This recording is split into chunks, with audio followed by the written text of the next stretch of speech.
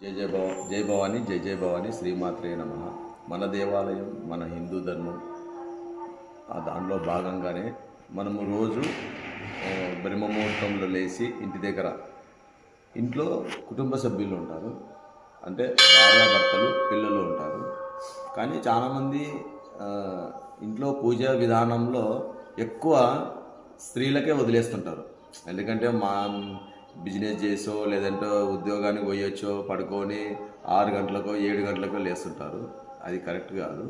ఎందుకంటే వాళ్ళు 5 గంటలకు లేచి కసులు కొట్టి ప్యాన్ నీళ్ళు చల్లేసి ముగ్గులేసి దీపరాయం చేసుకొని అలా చేస్తుంటారు. కాకపోతే వాళ్ళు చేసేది మంచిదే. కాకపోతే ఇంటి పెద్ద అంటే వాళ్ళు ఉదయం లేచి పూజ చేయడం వల్ల ఆ ఇంట్లో సిరి సంపద బాగుంటుంది. అదొక్కటి గుర్తుపెట్టుకోండి. ఇంట్లో మగవాళ్ళే పూజ చేయాలి, ఆడవాళ్ళు కూడా చేయొచ్చు. కాకపోతే ప్రాధాన్యత ఇంటి పెద్ద ఎవరంటే మగవాళ్ళే. కాబట్టి వాళ్ళ ఇంట్లో మన గోత్రనామాలు చెప్పుకొని దీపారాజన చేయడం వల్ల మంచి విశేషమైన ఫలితం కలుగుతుంది. ఎందుకంటే నా పిల్లలు నా కుటుంబ సభ్యులు బాగుండాలని కోరుకోవాల్సింది ఇంటి పెద్దనే. అందుకు ఇంటి పెద్దనే ఇంట్లో పూజ చేయాలి. ఇట్లా చేస్తే మంచి విశేషమైన ఫలితం కలుగుతుంది. స్వామి జై భవాని జై భవాని శ్రీమాత్రే నమః.